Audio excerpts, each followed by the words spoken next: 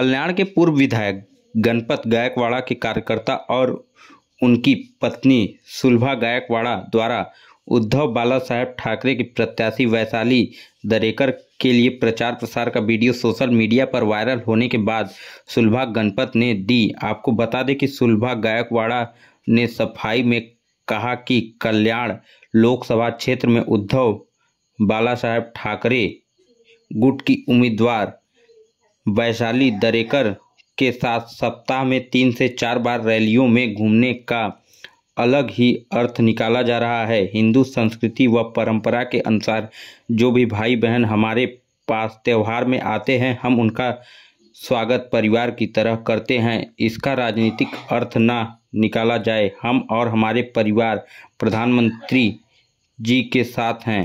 तुम्ही संजय त्यांच्या घरामध्ये होता प्रचाराला वगैरे, तर काय परिस्थिती? नाही, मी प्रचाराला वगैरे नव्हतो।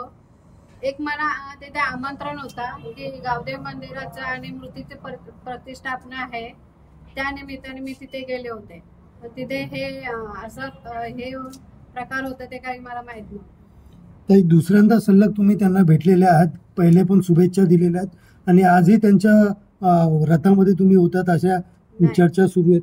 मी शुभेच्छा दिलेल्या नव्हत्या, पाडव्याला पण नव्हत्या दिल्या आणि आता पण नाही दिलेल्या आहेत।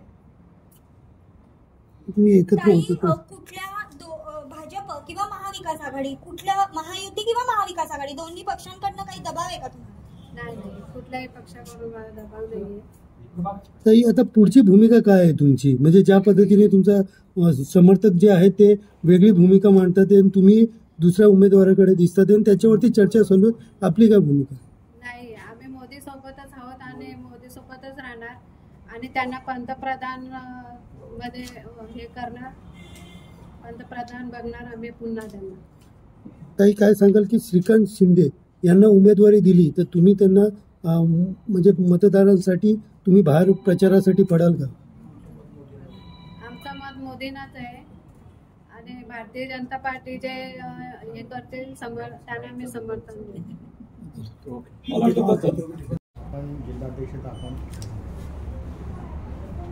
खरं म्हणजे मला असं वाटतंय की विरोधकांच्या पायाखालची वाळू घसरलेली आहे आणि त्याच्यामुळे सार्वजनिक कार्यक्रम किंवा मंदिराचे जीर्णोद्धार प्राणप्रतिष्ठेचे जे कार्यक्रम आहेत त्या कार्यक्रमाला एक गृहिणी गणपत शेठ गायकवाड यांची ती सौभाग्य होती आणि त्यांच्या अनुपस्थितीमध्ये त्या कार्यक्रमासाठी त्या प्रमुख अतिथी म्हणून उपस्थित होत्या। त्या उपस्थित असल्यानंतर त्या गावकीची जी स्वागताची जीप आहे त्या जीपमध्ये त्यांनी गावकऱ्यांनी त्यांना बसवल्याच्या नंतर त्यावेळेला आपले आदरणीय संजय राऊत साहेब आणि इथल्या महाविकास आघाडीच्या उमेदवार वैशालीताई दरेकर या त्यांनी चढल्याच्या नंतर त्यांनी अशा पद्धतीचं राजकारण करण्याची काही आवश्यकता नव्हती।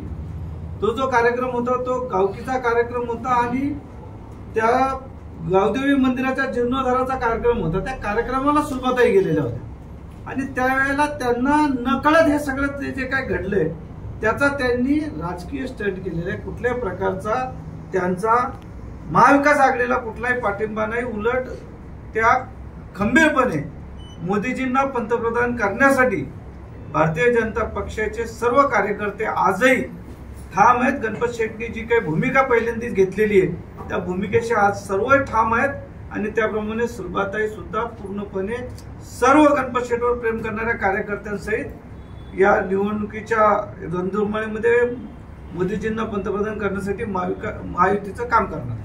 नाना, 15 वर्षा ताई नवीन आहेत, परंतु ताई सोबत जे लोक आहेत, जे गणपत गायकवाड यांचे कार्यकर्ते म्हणा, त्यांचे सहकारी म्हणा, त्या लोकांना हे माहीत नाही की आपला कोणी फायदा करून घेतो। 15 वर्षापासून ते गणपत गायकवाड सोबत आहेत, ताई तर आता आहेत, तर ते सल्ला नाही देऊ शकत की आपण कुठे गेला पाहिजे, कुठे राहिला पाहिजे। हे वारंवार असं काय होत आहे? खरं म्हणजे आपल्या लक्षात यायला पाहिजे, जर त्यांनी जर पूर्ण जर त्याचं जर शूटिंग कोणाकडे असेल तर सुलभाताई अगोदर त्या गाडीवर चढल्या होत्या आणि नंतर ही बाकीची मंडळी त्या गाडीमध्ये चढली आणि आपल्या सगळ्यांना माहिती की ते स्वागताची जी काही व्यवस्था आहे ती त्या मंदिर व्यवस्थापनाकडून होती, त्याच्यामुळे बाकीच्यांकडून काही चूक झाली नाही। त्याचा राजकीय लाभ उठवण्याचा प्रयत्न झाला, याच्यातून कुठे ना कुठेतरी गैरसमज पसरवणे आणि चुकीच्या पद्धतीने या सगळ्याचं इंटरप्रिटेशन करणे हा असा प्रकार याच्यातून महाविकास आघाडीकडून होतो। सर, ह्याच्या आधी देखील जर गुढीपाडव्याला आपण पाहिलं तर वैशाली ताई स्वतः सुलभाताईंबरोबर आलेल्या होत्या आणि त्यांनी त्यांच्या एका बाईटमध्येही असं सांगितलेलं होतं की सुलभाताईंनी त्यांना विजयी व्हावा म्हणून असं आशीर्वाद दिलेला आहे. नेमकं त्या संदर्भात तुम्ही काय सांगा? मी पुन्हा एकदा स्पष्ट करतो, आपल्या भारतीय संस्कृतीमध्ये आपल्या एखाद्या कार्यक्रमासाठी जर कोणी आलं तर त्याचं आपण स्वागत करत असतो. तो कार्यक्रम गुढीपाडव्याचा आपला सांस्कृतिक कार्यक्रम होता आणि त्या सांस्कृतिक कार्यक्रमाला कोणी योगायोगाने त्या उमेदवार आहेत, श्रीकांत शिंदे साहेब सुद्धा आले असते किंवा आणखीन कुणी जरी समजा उमेदवार असतात, आज खरं तर बाकीच्या कुणाच्या उमेदवारी घोषित नाहीयेत, कोणी आला असतं तर त्याचं स्वागताध्यक्ष या नात्याने सुलभाताई गायकवाड यांनी करणं हे त्यांचं कर्तव्य आहे. आता त्याच्यानंतर परत एकदा तोच प्रकार आहे की एखाद्याचं तुम्ही स्वागत केलं तर त्याचा लगेच तुम्ही राजकारणाचा उपयोग करून गेलं, म्हणजे याच्यानंतर राजकारणातली संस्कृतीच समाप्त होईल. म्हणजे राजकारणामध्ये निवडणुकीला उभे राहिल्याच्या नंतर जर परस्पर विरोधी उमेदवार जर एकमेकांना भेटले तर उद्या हीच बातमी चालवणार की बाबा त्यांचं एकमेकांशी टायअप झालं, असं होत नसतं.